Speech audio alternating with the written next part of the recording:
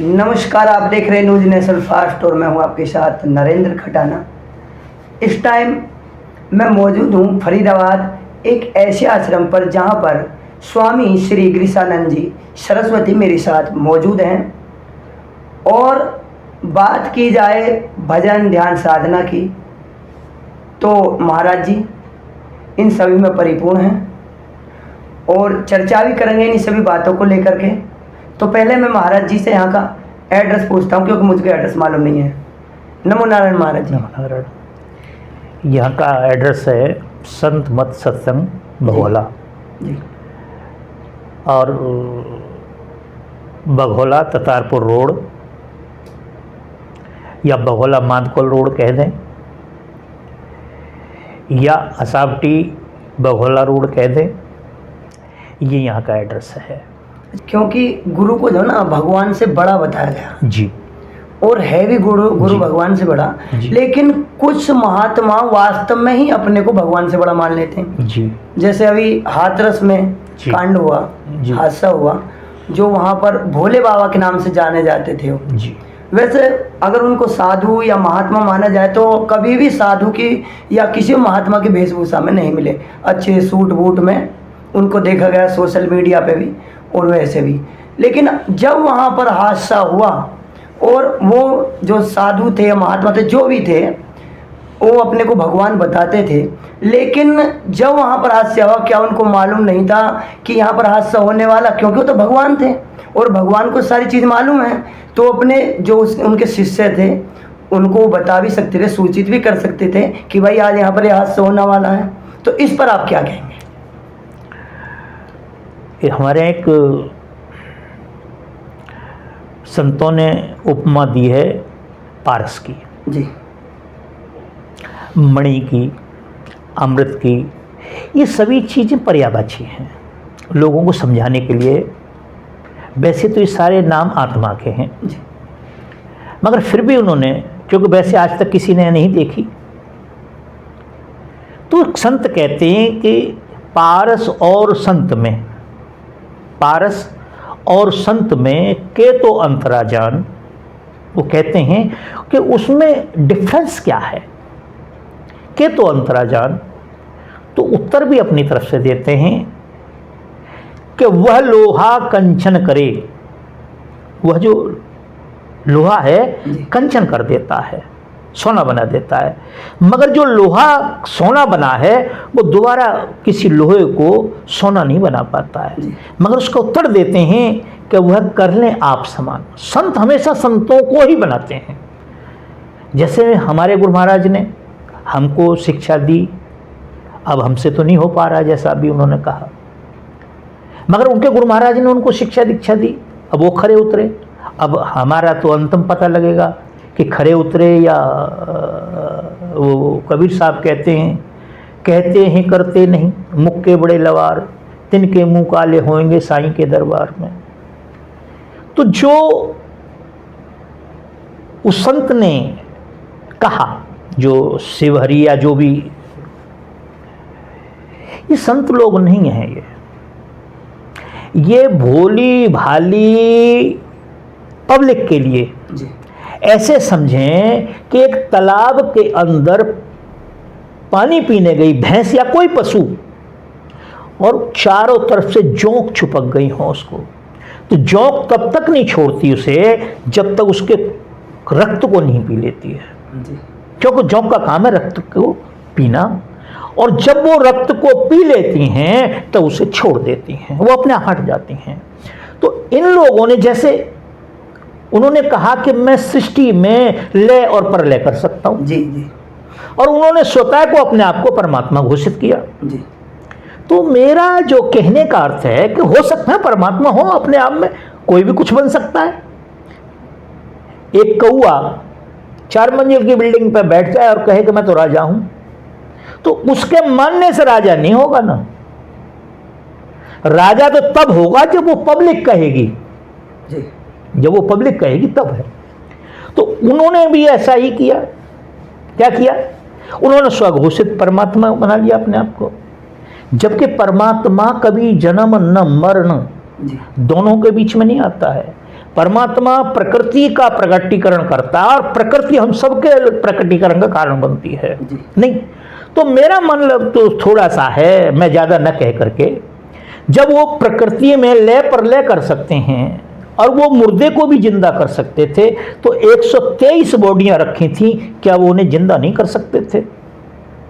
अगर वो परमात्मा थे, वह अगम के जानने वाले थे, आगे की जानने वाले थे, पीछे की जानने वाले थे, आपके भविष्य को जानते थे, इन बच्चे के भविष्यों को जानते थे, क्या उनको अपने भविष्य के बारे में मालूम नहीं था कि हथकड़ी पढ़ के हमें जेल जाना पड़ेगा? जी जी। क्या उनको ये नहीं मालूम था कि ये इतनी घटनाएं होंगी, इतनी हत्याएं होंगी? घटना नहीं, मैं घटना न कह करके मैं उन्हें हत्या कहूंगा, और उस आदमी को मैं हत्यारा कहूंगा, उस आदमी को हत्यारा कहूंगा। अभी मीडिया पे हम देख रहे हैं कि भाई प्रशासन की कमी है, प्रशासन की कमी। भाई प्रशासन की क्यों कमी है? जी। दान हम लेते हैं, बैंकों में हमारी में जाता है दान, प्रशासन का क्या लेना देना उससे? भाई प्रशासन अगर हमसे कुछ लेता है, वहां का प्रशासन कहता है 5 करोड़ रुपए आपको देने पड़ेंगे, 10 करोड़ रुपए देने पड़ेंगे, इतना पुलिस फोर्स वगैरह लगा देंगे, तब तो ठीक है। अगर वो 10 करोड़ रुपए लेकर के फोर्स नहीं लगाते तब तो गलती है उनकी। हमारे टैक्स का पैसा है, 10,000 पुलिस वाले जाते, 10,000 पुलिस वाले किसी वाहन से जाते, उसमें डीजल खर्च होता, क्यों? गवर्नमेंट का उससे क्या लाभ है? गवर्नमेंट का उससे क्या लेना देना है? नहीं, उनके जो सेवादार थे उनका लेना देना था। और मैं तो सिर्फ एक बात कहूंगा, वो सुन रहे हो मेरी अनचाही, मैं उन्हें सलाह दे रहा हूं, वैसे बहुत महान संत हैं वो, मैं तो कुछ भी नहीं उनके सामने। मेरी एक बात है, वो पहले मनुष्य बन जाएं जी, पहले वो मनुष्य बन जाए, फिर बाद में जो चाहे सो बने। कम से कम थोड़ी सी भी शर्म होती, थोड़ी सी भी लज्जा होती, और उनकी आत्मा उनको कचोटती, तो हॉस्पिटल जाके वो जो घायल पड़े हुए हैं उनका ढांढस जरूर बनाते, उन्हें जरूर देखते। महाराज जी हॉस्पिटल तो बाद की बात है, पहले उनको वहीं जाना था जहाँ पर उनके साथ ये कार्य हुआ। इतनी मौतें पड़ी हैं वहाँ पर, लाशें पड़ी हैं। पहली बात तो उनको वहाँ से जाना ही नहीं था।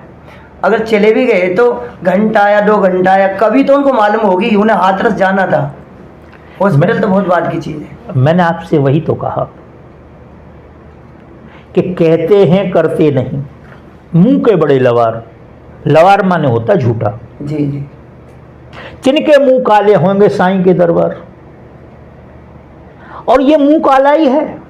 एक संत समाज के मुंह पे इतना भयंकर चांटा है ये। आप देखिए कि हम कितना प्रयत्न करते हैं, कितना प्रयास करते हैं, जब लोगों की आस्था को बना पाते हैं परमात्मा के प्रति, कि परमात्मा है, जिसकी वजह से सूर्य रुका हुआ है। यदि 60 टेम्परेचर हो जाता है तो आग लगना स्टार्ट हो जाती है, और वो 100 कर दे, टेम्परेचर 100 कर दे, तब क्या करेंगे हम?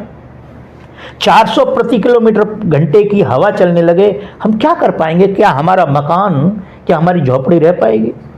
ये पृथ्वी अंकुरित होना बंद हो जाए तो क्या 50, 100, 1000 करोड़ रुपए किलो क्या गेहूं मिल पाएगा? नहीं मिलेगा। 1 किलो गेहूं 1000 करोड़ रुपए मिल पाएगा? नहीं मिल पाएगा। तो जो सबको संयमित रख रहा है, जो परमेश्वर, उसके प्रति हम लोगों की आस्था बनाते हैं। भूले भटके लोग होते हैं, कोई दारू पीता है, कोई कुछ करता है, कोई कुछ करता है, तो हम उसे सदकर्म की तरफ लाते हैं, परमात्मा के प्रति उनका विश्वास बनाते हैं। मगर ऐसे जो लोग हैं, मैं फिर कहूँगा, ऐसे हत्यारों के लिए तो एक जेल है, केवल एक जेल है। और सभी संतों को इस बात पर विचार करना पड़ेगा, कोई न कोई, किसी न किसी बॉडी का निर्माण करना पड़ेगा, जो वहां से सर्टिफिकेट मिले कि तुम क्या कर सकते हो, क्या नहीं कर सकते। ऐसे ही कोई अनायास ही बन जाता है आकर के, है? हमने टीवी पर देखा, उसका घर छप्पड़ पड़ा हुआ है जी। आज वो जिनमें रह रहा है, जिन महलों में रह रहा है, आलीशान महलों में, मुझे तो ऐसा लगता है हमारे तो प्रधानमंत्री का भी घर ऐसा नहीं होगा जी। तो ये पब्लिक को, मूर्ख पब्लिक को, भोली भाली पब्लिक को ये पता नहीं लग रहा कि जो आदमी कल, जिसके पास साइकिल नहीं थी, आज वो 10-10 मर्सिडीज में घूम रहा है, और पैसे नहीं लेता, तो क्या नंबर 2 का काम होता है? क्या स्मैक बेचता है? क्या वो आतंकवादियों से मिला है या कि माओवादियों से मिला हुआ, किन से मिला हुआ है? कहीं ना कहीं वो बीमारी बनी हुई है। और मैंने भी आपसे कहा कि अगर उसमें कहीं भी मानवता होती, जी वैसे तो मानवता है नहीं उसके अंदर, क्योंकि वो तो परमात्मा को प्राप्त है। जी, जब वो परमात्मा है तो मानवता तो मनुष्य के अंदर होती है। जी। मैं फिर भी कह रहा हूं, अगर मानवता होती तो अगर वो 10 किलोमीटर 20 किलोमीटर भी आगे चले गए थे तो उनको वापस आना चाहिए और पुलिस के सामने, प्रशासन के सामने खड़ा होना चाहिए। मैं खड़ा हूं, आप भी इनकी हेल्प कीजिए, मैं भी इनकी हेल्प कर सकता हूं। हॉस्पिटल पहुंचता हूं और भाई ये मेरे से अपराध हो गया जो मैंने परमात्मा अपने आप को शो कर लिया। मैं परमात्मा नहीं हूं, मैं एक इंसान हूं। और गुरु के लिए शिष्य तो बहुत जरूरी है। मैं इंसान हूं। इतने भोले भाले लोगों का विश्वास को तोड़ा है। ये 123 मौत नहीं हुई है। जो गुरुओं के प्रति अश्रद्धा प्रकट होगी, जो मीडिया पे आ रहा है, हमारी कितनी बच्चियां हमारे यहाँ आती हैं, जी जी, उनके घर में उनके लिए ताला पड़ जाएगा कि वहां क्या होता है, उसी गिनती में आ जाएंगे ना, और हम सारे के सारे उसी गिनती में आ जाएंगे। तो ऐसे लोगों के लिए जेल है जिन्होंने अनेकों लोगों के दरवाजे बंद कर दिए। हमारे यहाँ तो वैसे भी बेटियों के ऊपर प्रतिबंध है, मगर इस बात से और अधिक प्रतिबंध लग जाएगा। जी जी। क्यों? एक सीधी सी कहावत है कि एक मछली पूरे तालाब को गंदा कर देती है। एक मछली पूरे तालाब को गंदा कर देती है, और मेरे हिसाब से वो एक मनुष्य भी नहीं है। परमात्मा तो बहुत बाद की बात है। वो भोले भाले लोगों को और अपने एजेंटों के माध्यम से, अपने दलालों के माध्यम से झूठा प्रचार कराया। मैंने टीवी पर देखा है, जिनके काम हो गए आज भी उनकी झोंपड़ी के ऊपर फूस नहीं है। जी। मैंने देखा वो अच्छे कपड़े भी पहने हुए नहीं, जो ये कह रहे हैं कि हमारा काम कर दिया। अरे जब वो काम कर सकते हैं किसी काम को, परमात्मा ने इतनी बड़ी सृष्टि बना दी, कोई साथ नहीं लिया उसने, इतनी बड़ी सृष्टि बना दी और 1 सेकंड में खत्म कर देता है। 1 सेकंड में परले आती है, क्या नाम है, सुनामी आती है, सबको खत्म कर देता है। वो परमात्मा ताकत है। तो कहने का मेरा मतलब है, उन भोले भाले लोगों को परमात्मा बन के धोखा दिया गया, उनकी आस्था की हत्या की गई, उनकी श्रद्धा की हत्या की गई, और अनेकों आस्थावान लोगों को उन्होंने वहां लाके खड़ा कर दिया जहां उनके पैरों में बेड़ियां लगा दी जाती हैं। मैं तो फिर वही बात, इस भोली वाली पब्लिक के प्रति मेरी आस्था है और संवेदना है। भाई पहले जान लो, संत ऐसे नहीं होते हैं। वो अलग बात है कि मेरे पास 1000 लोग आते हैं तो 1000 की व्यवस्था करती है कमेटी। कल 1 करोड़ लोग आएंगे तो 1 करोड़ की जगह बनाई जाएगी, उस तरह से टॉयलेट बनाए जाएंगे, ऐसे बाथरूम बनाए जाएंगे, ऐसी सारी चीजें बनाई जाएंगी। मगर वो संत किसी किले में नहीं रहेगा, संत किसी आलीशान कोठी में नहीं रहेगा। संत साधारण तरह से रहते हैं, संत साधारण तरह से रहते हैं, इसी तरह से उन्हें साधारण तरह से रहना चाहिए था।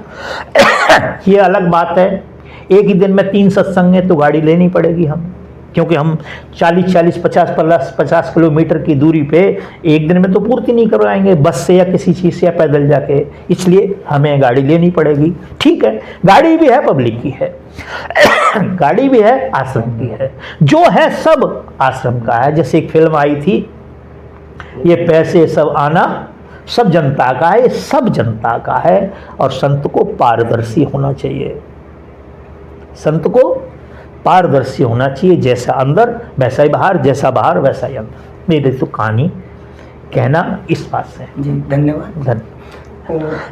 इसी के साथ जो अभी श्री गिरीशानंद जी सरस्वती जी ने आपको बताया, तो इसमें कहाँ तक सच्चाई है, और आप सभी दर्शकों से अनुरोध है कि कमेंट करके बताएं और हमारे चैनल को सब्सक्राइब करें।